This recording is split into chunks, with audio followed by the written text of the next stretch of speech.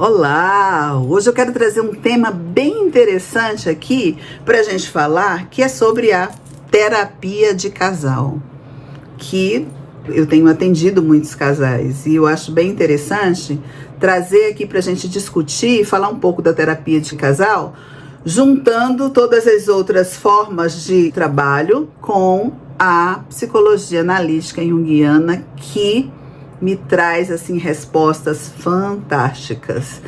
E falando em Jung, né? Jung falou sobre casamento? Sim, Jung falou sobre casamento. E falou muito.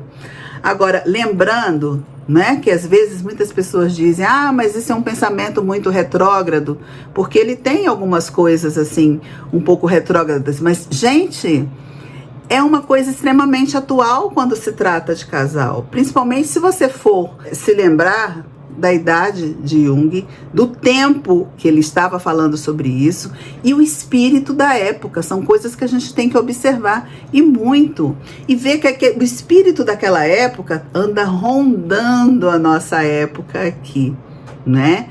Então, o que se faz na terapia de casal, né? A gente só atende casais casados? Não.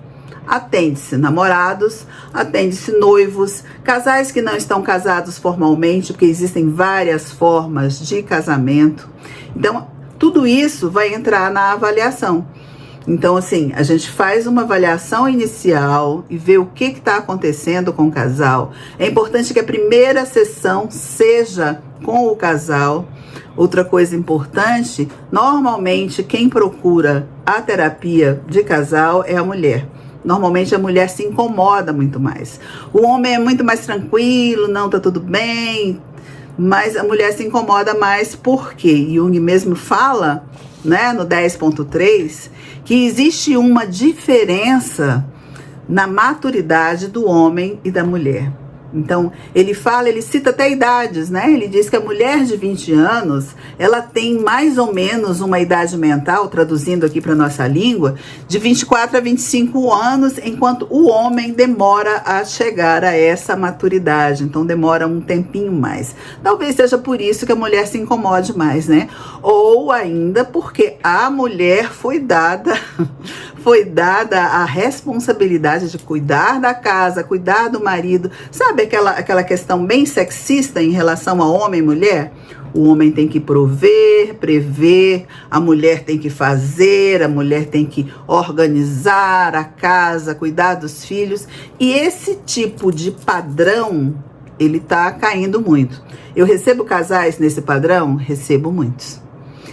E muitas coisas também, que às vezes começa a dar defeito nessa relação, tá ligado a esse padrão, que hoje já não é mais o padrão muito aceitável, porque hoje o homem e a mulher estão no mercado de trabalho, não é? E se tem filhos, os filhos vão para a escola e a mulher continua trabalhando. Então, assim, como é que é isso, né? Como é que a gente utiliza a psicologia analítica junguiana nesse processo? Principalmente porque Jung falou muito de amor. E esse padrão, ele é muito utilizado pela gente, né, em junguiano, de também observar os sinais daquele casal. Os sinais daquela relação que está deteriorando. E uma coisa que acontece bastante, trazendo já, assim, algumas coisas que acontecem dentro do que a gente tem que trabalhar, né? Uma das coisas que mais acometem esses casais é a questão da imago parental. A dificuldade de separação dessa imago parental, não é?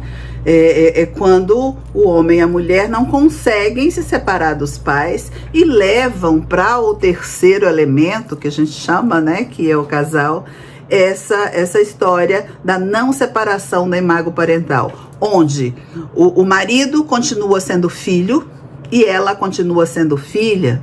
Quando ambos estão nessa relação, é extremamente complicado. Quando um só está, a gente consegue diagnosticar e tratar esse complexo aí. Mas existem outros complexos também. Mas o que eu tenho mais visto né, antes que vocês perguntem, é exatamente essa dificuldade dessa separação da imago parental. Outra coisa para se observar é como é que está a interação desse casal. Isso a gente já faz nas primeiras sessões, né? Essa observação, como é que está isso, e ver a dor do casal. O que está trazendo vocês à terapia? Qual a disponibilidade de mudança que esse casal tem?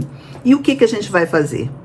Para que a gente possa, depois de verificar como é que estão, né, quais os complexos que estão atuando nesse terceiro elemento, aí a gente vai ver como é que está a interação, como é que está o amor, porque Jung fala de amor. Em nenhum momento Jung fala coisa diferente em uma relação homem-mulher. Fala também nesse mesmo livro, o livro que a gente se baseia aqui, eu me baseio muito na questão, é o 10.3, a civilização em transição, no capítulo em que Jung fala sobre o problema do estudante. E hoje a gente sabe que não só casais hétero vêm para terapia, mas também os casais homossexuais vêm para terapia para tentar resolver situações. Então é importante que o terapeuta esteja preparado também para atender nessa diversidade. E Jung cita algumas coisas, mas lembra do espírito da época? As coisas aconteciam e ficavam realmente, como o Foucault falava há algum tempo, né, na Idade Média, isso ficava apenas dentro do quarto, em cima das camas. E agora não, a coisa tá aí e nós terapeutas, nós analistas, a gente tem que se preparar para atender essa demanda. Então, gente, eu falei muito aqui em terceiro elemento, eu tenho certeza que vocês vão perguntar. Então, assim, como é que se processa isso, né? O primeiro elemento um dos casais, do grupo. Primeiro elemento, segundo elemento. E o terceiro elemento é onde desemboca todas as situações do primeiro elemento e do segundo para cá, para a relação. Então, o terceiro elemento é que vai para o trabalho da terapia, porque a gente está ali para avaliar a relação. A gente não está lá para fazer o tratamento de A ou B. Tanto que a gente indica que ambos estejam em terapias separadas, em análises separadas, porque o que vai entrar em atendimento, o que vai entrar no processo de tratamento é a relação, é o terceiro elemento. Só que o que cai na terceira fase ali, o que está caindo ali, o que está respingando no relacionamento? São os complexos de A e os complexos de B. Isso entra em mecanismo de projeção, um em cima do outro, e Jung fala aqui também, mais precisamente no capítulo, deixa eu achar aqui para vocês, parágrafo 214, 215 do 10.3. Ele vai também falar desse mecanismo de projeção. Então, na relação do casal, a gente consegue perceber nitidamente quando você junta para a primeira sessão. É importante que a primeira sessão seja junta, salvo aquilo que eu tinha falado para vocês, né, que é a questão da terapia sexual, que muitas vezes a gente tem necessidade de atender individualmente, mas isso muda, porque quando você vai fazer esse primeiro trabalho, às vezes você faz a observação ali e você já percebe, não, preciso fazer um atendimento individual para saber qual o complexo que está atuando aqui ou nessa questão sexual.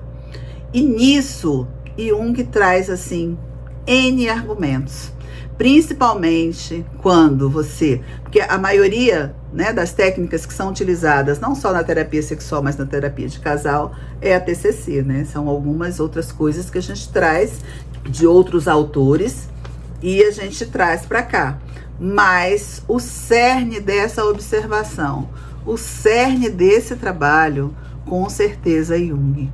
Porque você tem que observar a interação, o amor entre esse casal e os complexos que estão atuando nesse terceiro elemento. Eu já adiantei para vocês que que um dos maiores é essa questão da imago parental. E aí, gente, para falar sobre isso, a gente teria que fazer um outro vídeo, porque meu tempo aqui está esgotando. E se vocês procurarem aqui também, vai ter um monte de artigos, né, que vocês podem se basear e se informar sobre a terapia de casal. E eu vou fazer outros também, tá? Esse é o meu primeiro, mas eu tenho ideia de estar trazendo outros, principalmente trazendo algumas patologias, entre aspas, que interferem nesse terceiro elemento, que é a relação do casal. Então, assim, falar sobre o casal em terapia é extremamente importante, e principalmente quando a gente traz a psicologia analítica junguiana para dentro dessa sessão. Porque aí a gente consegue avaliar de uma forma muito maior, observando a alma desse relacionamento e observando também essas características de sombra e de luz e coisas que são extremamente importantes para o processo de individuação. A gente se encontra por aqui. Dá uma olhada por aí, deve ter um monte de artigo aí para vocês olharem. E há uma outra coisa extremamente importante, é a clínica do IGEP, tá? Quem precisar de análise, quiserem conhecer como é que funciona a psicologia analítica junguiana, a gente tem a clínica do IGEP, onde todos os profissionais que atuam são profissionais formados em arte-terapia, psicossomática, psicologia junguiana, e são coordenados por nossos supervisores, inclusive tem uma supervisora que coordena a clínica e ela que encaminha os clientes para os analistas em atendimento. Então, se precisarem de alguma coisa, temos a clínica junguiana.